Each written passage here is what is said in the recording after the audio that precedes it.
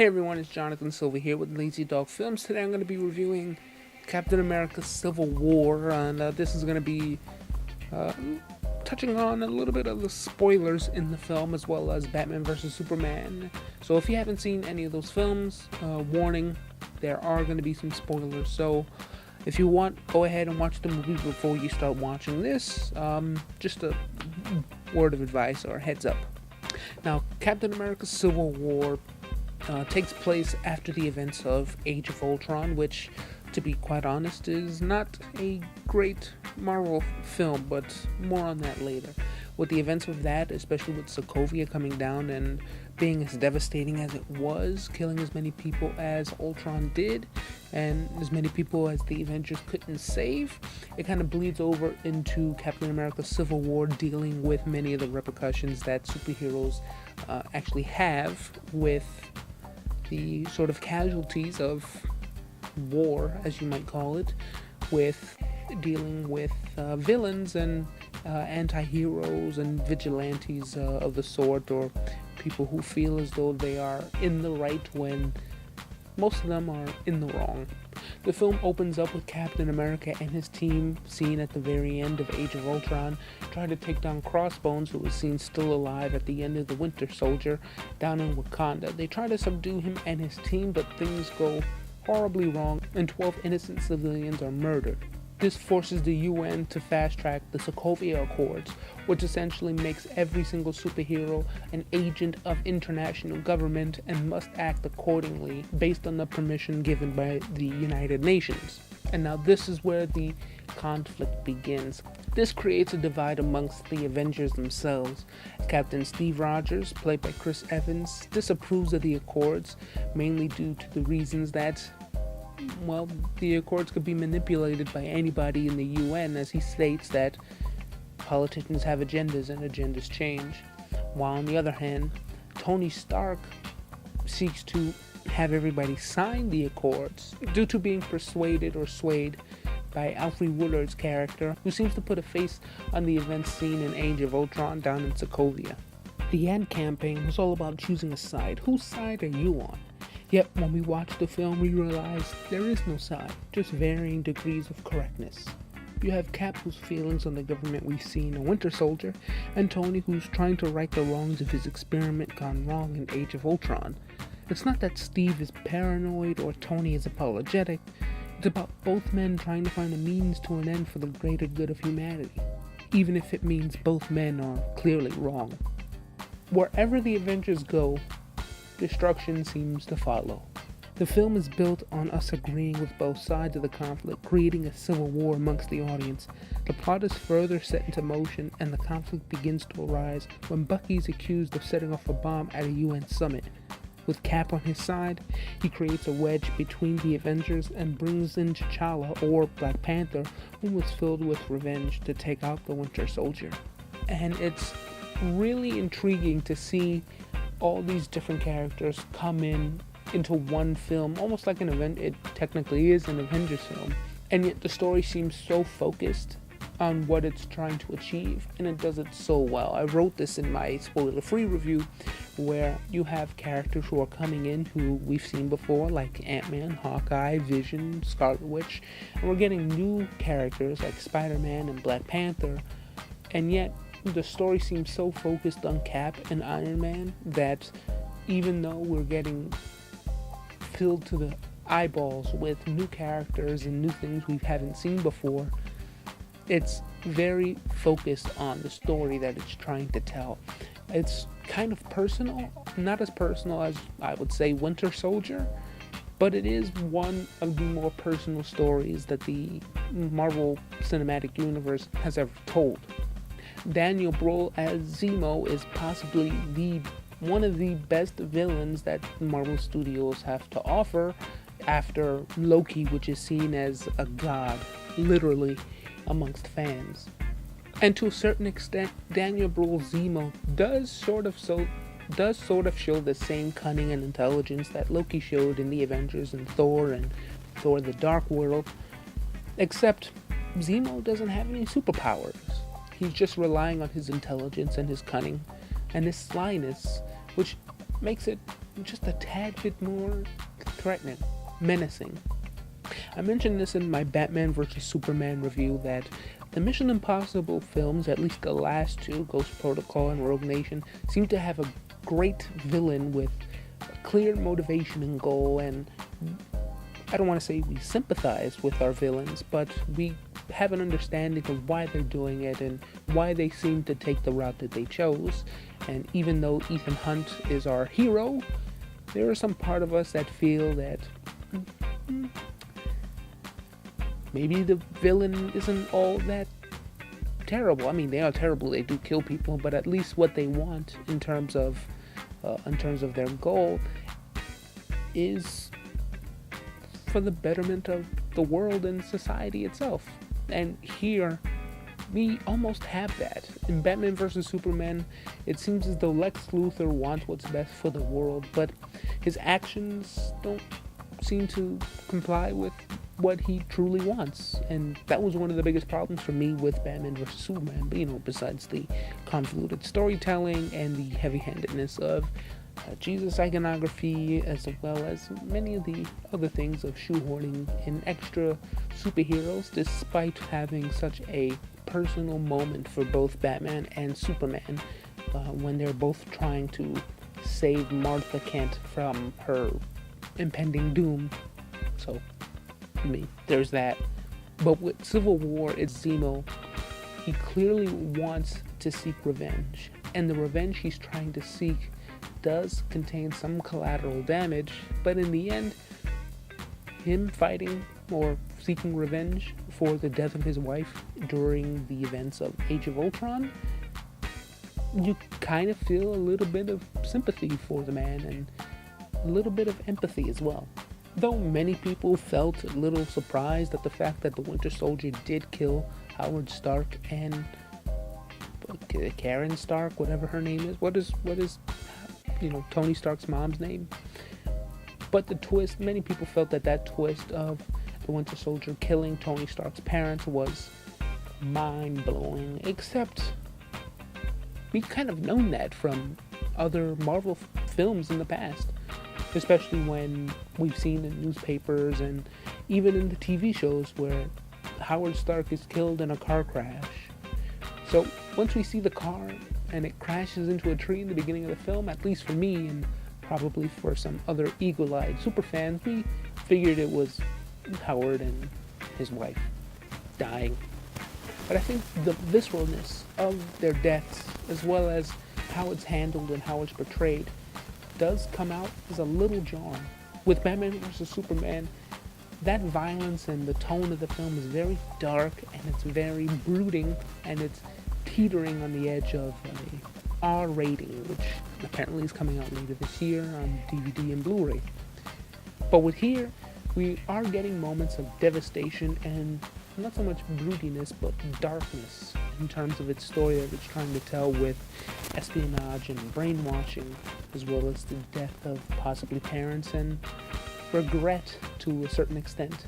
But there are layers of funny moments that deflate some of the tension that we've seen throughout the film, such as the airport scene, which is the crux of the entire film. It's about halfway in the film, and it's one of the better scenes in the film, mainly not necessarily because of all the comic throwbacks that we've seen in the film, and many nerds like myself experienced a boner that was hitting the chair in front of me. That's a little too graphic, I know, but what I liked about it, there was a dialogue between both sides of each team where many of them were kind of apologizing to one another, especially with Hawkeye and Black Widow, where they were like, are we still friends after this? Depending on how hard you hit me. It was very coyly written to the point where I was like, you know what? I think these writers understand these characters and understand how these characters work from the comics and understand how these characters work in the cinematic universe as a whole. Now, Christopher Marcus and Stephen McFeely know how to weave in many of the marketing tools or many of the things that Marvel Studios were requesting to have added into the film almost organically. Like, for example, Black Panther is weaved in organically to a certain extent, and even Spider-Man, which does feel a little bit shoehorned in, but McFeely and Marcus do a great job of trying to do it as organically as possible. Let's take a look back at The Amazing Spider-Man 2 and what they tried to do. They had Doc Ock, Vulture, and the rest of the Sinister Six, including Rhino, who was played by Paul Giamatti. They tried to set up a huge universe, and they failed. They were trying to tackle too many things. The death of Gwen Stacy, you had Electro, and the Sinister Six. Now looking back at it, it was only those three big things that they were trying to tackle that didn't work. Also the Green Goblin, which is a part of the Sinister Six, that didn't work at all. It was 2.5 hours. They were given plenty of time. Those four things to weave in felt as though they were 20 things that they needed to fill in. And if we move back to Batman vs. Superman, we had the motivations for Batman, the motivations for Superman, motivations for Lex Luthor, and then we also had the Wonder Woman and everyone else in Justice League, Cyborg, Aquaman, and the Flash. And yet, looking back on it with 2.5 hours, you could have cut like 10 minutes here, 20 minutes there, and come out with a cohesive story and a cohesive film that doesn't feel like everything is shoehorned in.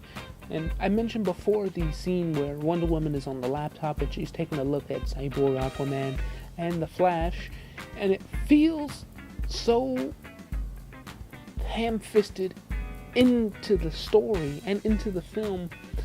And when you have Superman and Batman trying to save Martha Kent, and then you have Wonder Woman on the computer, I wonder who this person is, I wonder what this person is, and I wonder what this person is. I'm gonna go get dressed and put down my purse and get out of these elegant clothing and put on my Wonder Woman armor that I haven't worn in a little under 100 years, and go ahead and fight with these two men that I just saw and just met. It clearly breaks up the tension and the action of the movie, and it doesn't make sense. But here in Captain America Civil War, there are pieces of the film that do break up the tension and do break up most of the action of the film, but it's not done in a jarring way where we go back to Maria Hill on the computer taking a look at, I wonder who this Captain Marvel thing is that we caught in the sky.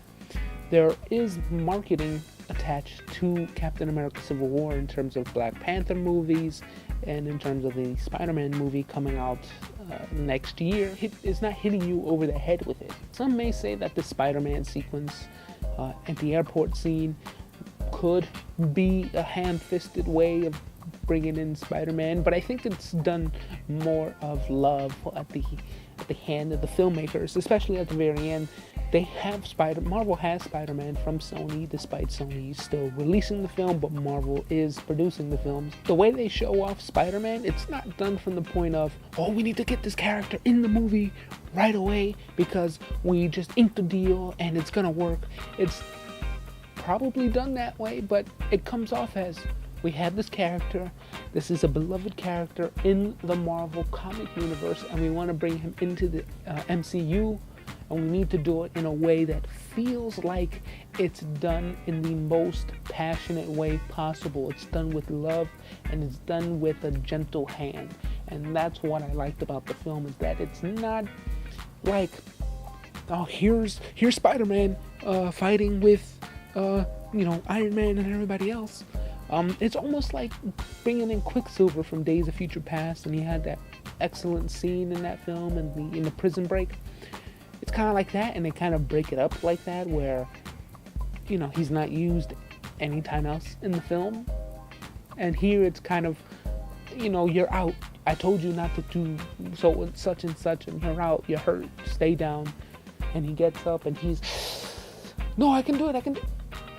On second thought, I'm gonna stay down. And while I do like Andrew Garfield and Tobey Maguire as their respective Spider-Mans, there are two different Spider-Mans. We're getting a brand new Spider-Man with Tom Holland. Tom Holland is this younger kid who is just starting to become Spider-Man. From another review that I saw from What the Flick, he's nervous, he's fidgety almost, he's anxious. But at the same time, he's curious. He has a curious mind, which is something that we never got in The Amazing Spider-Man 2. And I do like what they do well in The Amazing Spider-Man, at least in The Amazing Spider-Man 1, is sort of the quippiness that Andrew Garfield does, Tom Holland does here, where he's fighting with Winter Soldier. He's like, oh my God, you have a metal arm? That's so awesome. And it's putting a smile on my face watching this as someone who grew up with Spider-Man, reading the comics and watching the animated show from Fox. It was truly a pleasure, and I just want to get that out of the way. That was something that I really wanted to see, and that I got to see it, and now I want to go see it again. And then watching Ant-Man become Giant Man. But that's not even the point. It's with the Russos and with Marcus and McFeely, they bring in these these characters that we've seen before, especially with Paul Rudd as Ant-Man. It feels a lot more like Paul Rudd as Ant-Man in here than in Ant-Man in the film itself, in the film Ant-Man. What did you say? I walked out of Ant-Man when I first saw it last year, and I was kind of underwhelmed by it. It was very, what's the word? Everybody uses this term. It was corny. And that's not to say that the film wasn't great. I mean, technically it wasn't, even though I knew it was supposed to be like this B film that was supposed to be like the B films of the 70s and 80s that were completely ridiculous. But I think many people felt as though it was a great film, it was a fun little film. I, on the other hand, didn't feel that way, at least when I first walked out of the theater. I was kind of, this is ridiculous. I don't know if I'm supposed to be taking this film seriously, like the way they want me to, especially with the story that Michael Douglas tells, his daughter about the way the Wasp, his wife, dies. It doesn't work for me. At least the way it's presented in those films. I've been rewatching it again on Stars. And I think the only thing that I like about it is the fact that it does inject more humor into its story than, say, Iron Man or the Avengers film. Even though those films are funny, and especially with Captain America Civil War, there are some parts that are funny. It's just that it's more dramatic than comedic.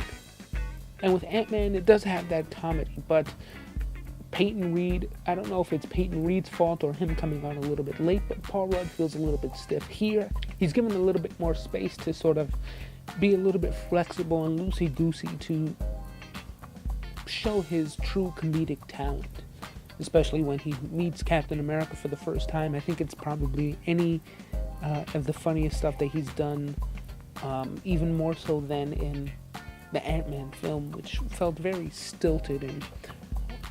And you're gonna have to change my name. Is it too late to change the name? Or I think your best bet is to contact the Avengers. It comes off stilted.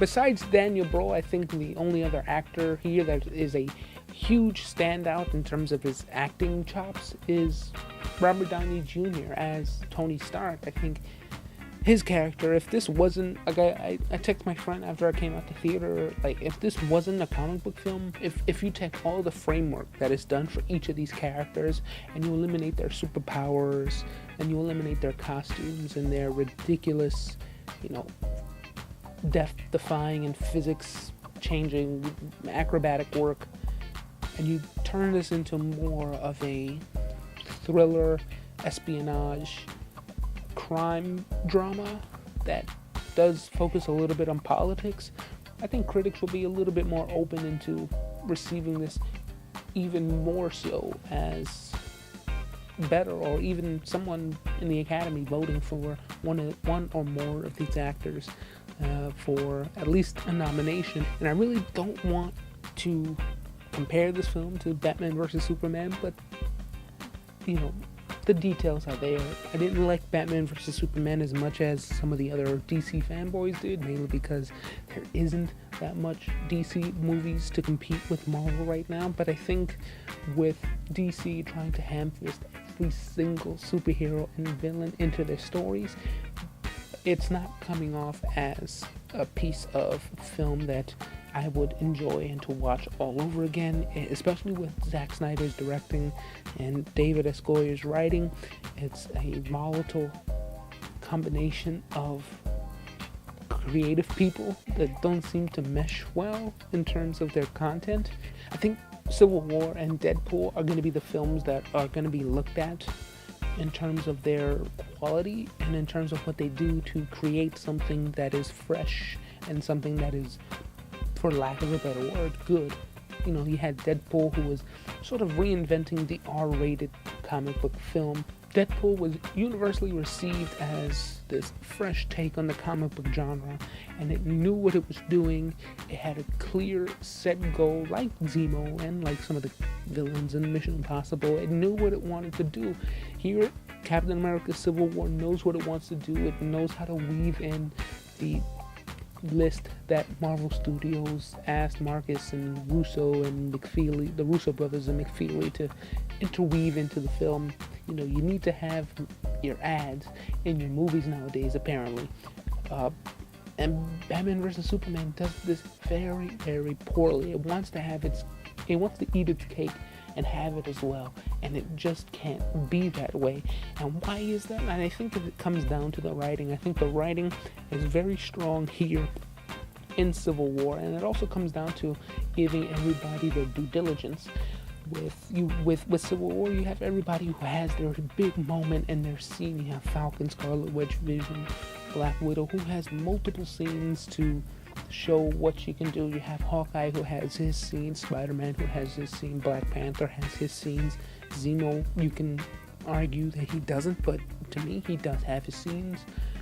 Iron Man and Captain America share the show. It's fantastic. In Batman vs Superman, you have Batman has his dues, Superman doesn't, mainly because he's so underdeveloped as a character, and that breaks down to the amount of films that are in the DCEU compared to how many movies these characters have in the MCU. And I think now is the time that Marvel is finally learning that their villains are just as important as their heroes. Age of Ultron was so hell-bent on trying to create Ultron as this super villain that would rival Loki as one of the better villains of the MCU, except it falls completely flat. His motivations are there, but not clearly executed, and everything that he wants breaks down to kill the entire planet to save the planet. It doesn't really do much for me. And then with them trying to implement Scarlet Witch and Quicksilver, I have a lot more to say about this. If you have any questions or comments, leave them in the comment section below about what you feel about Captain America Civil War, what you think about my review of Captain America Civil War. If you want to read the spoiler-free version of my review, you can go ahead and click the link in the description below, or click the eye in the top right corner of this video. If you want to go ahead and buy a LazyDog t-shirt, they are, and I promise I won't hit the microphone this time, it's a 50-50 blend. It feels so nice on your skin. And, help support LazyDog Film by buying a shirt. I am working on some other designs, and I'm supposed to have one out probably by this summer. It's going to be fantastic looking. It's for anybody who is a Harry Potter fan. Wink wink. That is going to be one of my first new designs that are coming out. I am working on new colors, and I am working on new clothing accessories, I guess, like hats and beanies, which was one of the requests that I had on Facebook. If you want to see where Captain America Civil War places on my top 5 MCU films, you can go ahead and click on this video here. Or if you want to see what the top 4 stories of the week were, for me at least, you can click on this video right down here. Go ahead and like and subscribe. That like button is right down there, as well as that subscribe button, or you can click on the I in the top right corner to subscribe to the channel. I'm Jonathan Silva, and this has been LazyDog Films.